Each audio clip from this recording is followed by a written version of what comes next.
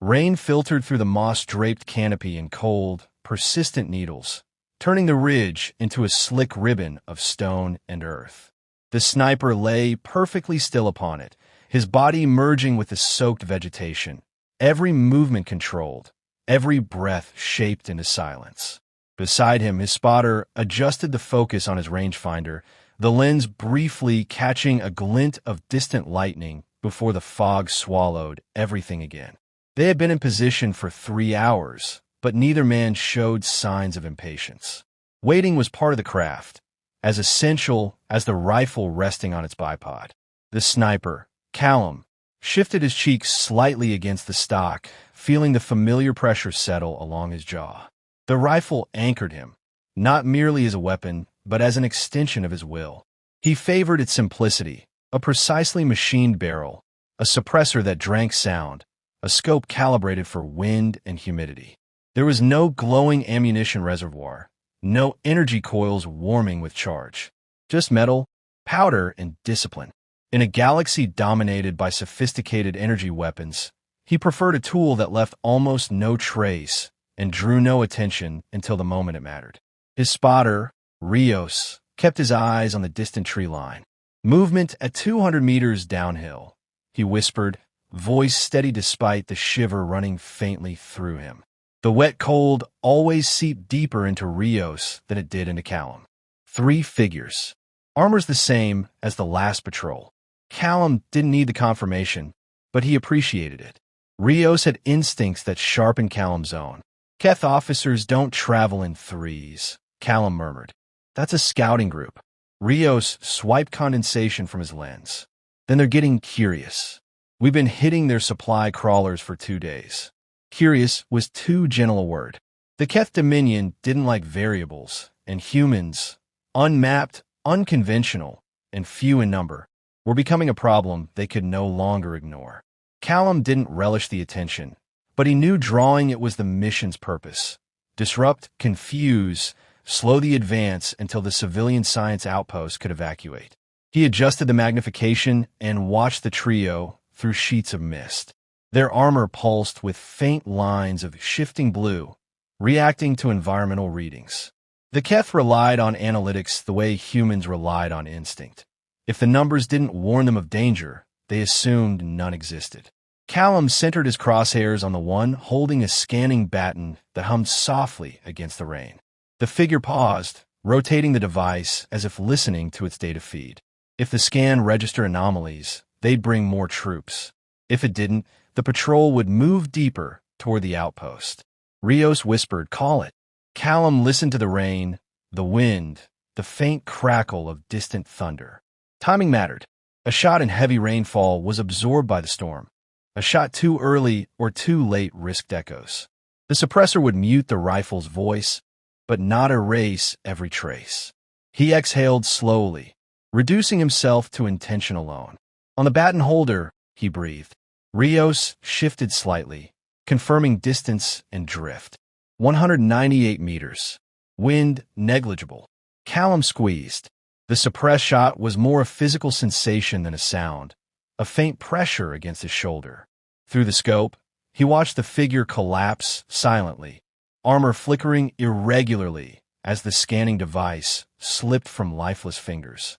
The remaining 2 froze for a heartbeat, then scrambled backward, looking upward as though expecting an aerial strike. They didn't understand what had killed their companion, which meant they would report uncertainty, something the Dominion hated more than casualties. Rios let out a slow breath. They'll call a malfunction. For now, Callum said, but they'll look harder next time. He lifted his cheek from his stock, feeling the cold air kiss the indentation it left behind. The fog thickened as the surviving Keth retreated, dissolving into the forest like phantoms seeking direction. Callum knew they'd return with more sensors, more drones, more determination. Their curiosity had shifted to alarm, and alarm would soon evolve into desperation. He glanced at Rios. "We relocate." Rios nodded. "Same ridgeline. Until they understand," Callum said, rising into a crouch, "that silence isn't their ally." And with that, they faded back into the dripping forest, unseen, unheard, but already shaping the battle yet to come. The Keth Dominion reacted faster than Callum expected. Before dawn's first thin light could penetrate the forest canopy, their encrypted transmissions stirred through the rain, pulsing with agitation. Rios intercepted fragments on his narrowband receiver, the alien syllables sharp and clipped, their meaning unmistakable even without translation.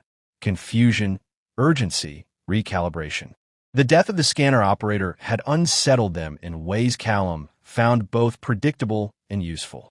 Aliens who trusted numbers hated mysteries, and last night he had handed them one they couldn't quantify. He and Rios moved along the ridge in a crouched glide, careful not to disturb the slippery stones. The storm had intensified, drumming against the foliage with relentless rhythm. Callum kept his rifle angled downward to keep water from pooling near the action, and Rios shielded his optics under a fold of damp, ghillie netting. The environment punished carelessness, but the two men moved as though shaped by it, practiced in turning hardship into cover. Command says the Dominion deployed aerial seekers, Rios whispered, adjusting his headset. 3 units launched from their forward base. Multi-spectrum, long range. Callum didn't break stride. They'll sweep the valley first. Their tech isn't built for heavy canopy. Doesn't make them harmless. No, Callum agreed. But it makes them predictable. He paused to study the terrain ahead.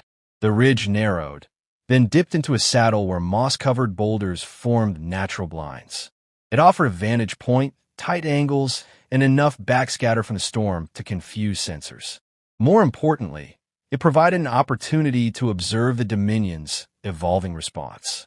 He gestured toward the saddle, and Rios nodded, understanding the intention without explanation. As they settled into their new perch, Rios scanned the heavens. The first seeker drifted overhead minutes later, barely visible through the mist, a hovering oval of dark alloy, its underside rippling with shifting wavelengths. Callum watched it rotate, releasing a faint harmonic buzz that vibrated through the stone beneath him. The machine was reading humidity gradients, thermal anomalies, electromagnetic scatter, everything the Dominion trusted more than intuition. The buzz grew sharper. Rios stiffened. It's focusing around our sector. Callum steadied his breathing. Not on us. On the valley behind us. The seeker dipped lower, unaware that the very atmosphere it analyzed cloaked the 2 humans from detection. When it rotated toward the ridge, Callum raised his rifle, tracking the subtle oscillations of its scanning field. He waited for a thunderclap to build, calculating how the sound would drown any trace of impact. Timing was always a conversation between environment and skill. The thunder rolled across the mountainside. Callum fired. The drone spasmed, lights flickering like a dying star before it drifted sideways into the treetops. The branches swallowed it with a wet crack, and then the forest closed again, silent except for rain. Rios exhaled. If they didn't know they were being hunted before, they will now. They'll think it malfunctioned, Callum replied, though he knew the Dominion's tolerance for coincidence was short. But they'll escalate. That's the point. Rios lowered his binoculars. We're buying the outpost time, but every hour they adapt. Callum acknowledged the truth in silence. Adaptation was the Dominion's greatest strength, an unending cycle of analysis and adjustment. Yet their reliance on patterns blinded them to tactics that fell outside their frameworks. Human unpredictability was a weapon few alien militaries had learned to respect. A tremor of distant footsteps drew their attention. Through a break in the fog, a squad of Keth's soldiers advanced, their armor glowing faintly as they followed the Seeker's last readings. They moved with precision, unaware of the unseen danger above them. Rios whispered, "We positioning for engagement?" "Not yet," Callum said. "Let them commit first. The more they reveal, the more time everyone else gets." The squad descended into the valley, disappearing into thick mist. Callum's grip tightened, not from fear, but from certainty. The game had changed, and the Dominion, for all its intellect, had only begun to understand the rules. "Come on," he murmured, rising smoothly. "They'll be back. We need to be ready when they are." The Keth Hunter detachment arrived with a severity that bent the forest's quiet into tension. Their armor, once a muted blue, now pulsed with a predatory red that cut through the mist like warning beacons. Callum watched them through his scope, counting their disciplined formations and noting the equipment changes. New sensor nodes jutted from their pauldrons, and their helmets carried latticework arrays designed for close-range biothermal detection. The Dominion no longer sought clarification. They sought elimination. Rios lay beside him, focusing the binoculars with slow, deliberate adjustments. Even through the rain, Callum could sense the worry radiating off him in careful breaths. "They've upgraded everything," Rios murmured. "Looks like they're done guessing." Callum didn't respond immediately. He observed how the Keth moved, synchronized steps, overlapping fields of view, no reliance on a single device. It was a calculated attempt to deny him any opening. He respected the effort, even admired it in a professional way. But he also knew that complexity often invited its own vulnerabilities. "Their coordination makes them predictable," he finally said. "Predictable means exploitable." Rios huffed softly. "I'm not sure they see it that way." The squad advanced up the ridge, dispersing into a crescent that swept methodically through the underbrush. Their weapons, sleek rifles humming with faint energy signatures, scanned the terrain as though tasting the rain. Callum tracked the lead soldier, noting how the alien's breathing quickened despite its armored composure. Fear traveled strangely in the Dominion ranks, less emotional, more logical. Something they couldn't categorize was eliminating their people, and the absence of data frightened them more than death itself. "Look at their spacing," Callum whispered. "They're expecting an ambush from above." "So they're learning," Rios said. "Learning, yes, but not fast enough." Callum steadied his rifle and shifted his angle, marking a path where Ricochet could travel between two armored plates at the rear of the formation. The Keth didn't understand kinetic projectiles. They treated every threat as an energy burst with a singular line of origin. He adjusted his scope for wind, though the forest density allowed little to interfere with the shot. "Ready on your count," Rios said, distant but steady. Callum waited until the detachment paused to scan a fallen log. When they leaned in, he fired.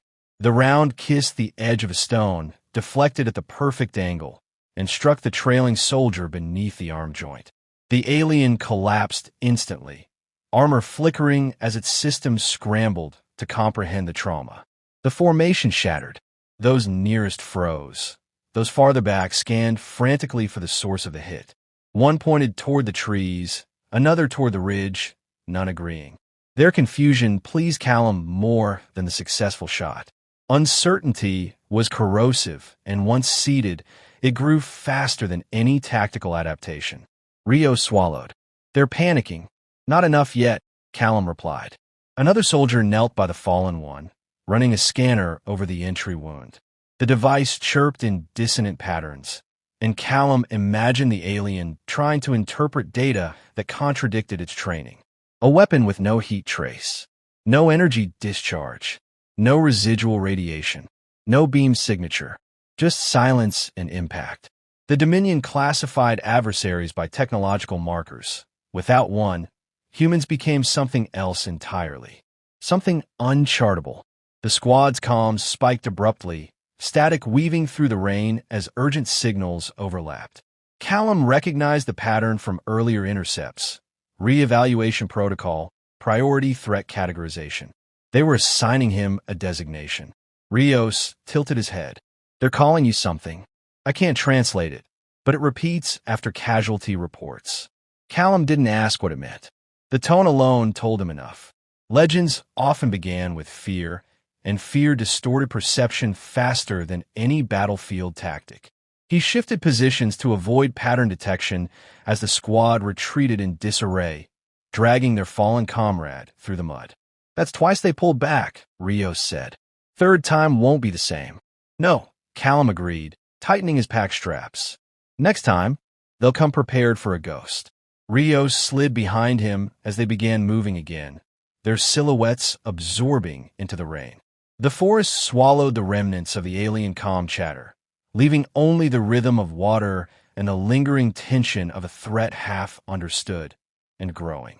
The first sign of escalation came as a tremor in the air, a subtle quiver that shivered through the leaves and pressed faintly against Callum's eardrums. He stopped mid-stride, raising a hand to halt Rios. The forest around them dimmed as clouds thickened overhead, turning daylight into a muted wash of gray. Rios adjusted his headset, frowning as interference crackled through the signal. Whatever the Dominion had deployed, it was sweeping the ridge with relentless precision. Orbital microscan, Rios whispered. They're mapping for metal signatures. Callum glanced at the slope above them, where exposed pockets of iron-rich stone jutted through the moss. A natural shield. They're desperate, he said. Desperation clouds judgment.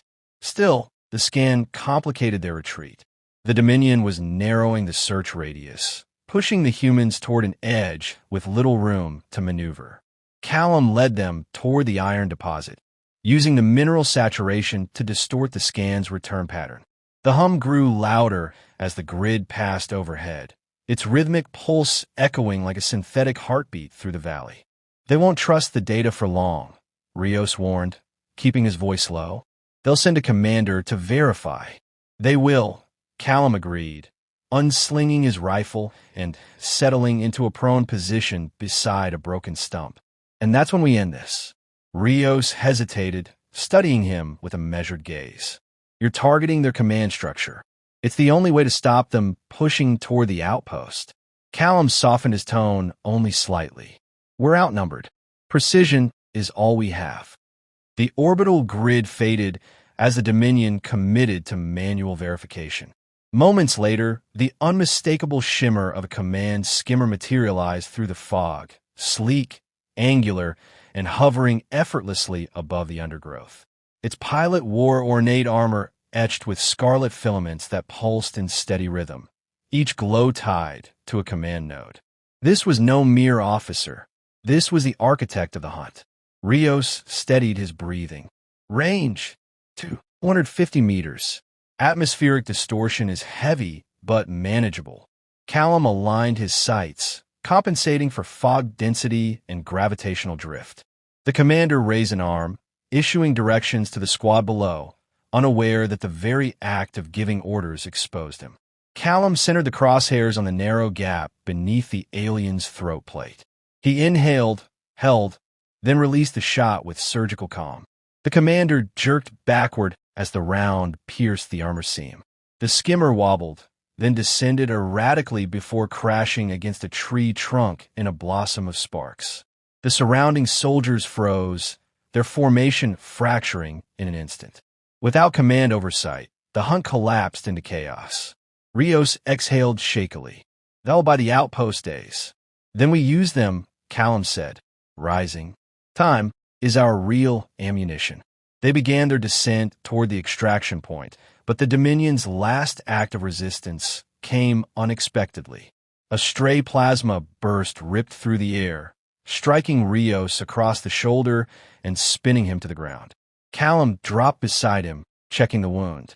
The armor had absorbed most of the blast, but the impact left Rios pale and trembling. Can you move? Callum asked. Not fast, Rios admitted, jaw tight with pain. Callum lifted him onto his back, adjusting their weight distribution with practiced ease. The storm thickened, rain curling off branches in heavy sheets. Each step demanded focus, but Rios kept his silence, trusting Callum's strength more than his own failing breath. By the time the extraction dropship materialized through the mist, its engines rumbling low to avoid detection, Callum was soaked, exhausted, and still unwilling to slow. The crew stared in muted disbelief at the trail of destruction visible through breaks in the fog. No scorch marks, no cratered earth, no telltale residue of energy exchanges, just fallen soldiers whose armor bore neat, inexplicable punctures. What did you two do? The crew chief murmured as Callum carried Rios aboard. Stayed quiet, Callum said simply. As the dropship ascended, the forest receded beneath them, swallowing the remnants of the Dominion's failed pursuit. But somewhere below, where panic had taken root in alien minds, A new story was already forming, one whispered in dread. A ghost in the rain, a weapon with no sound, a human who turned silence into something lethal. Callum watched the clouds part around them, knowing the conflict was far from over, yet aware he had shaped its course more than any fleet could. In a galaxy of noise, he had proven that silence still held power, and the Dominion had finally learned to fear it.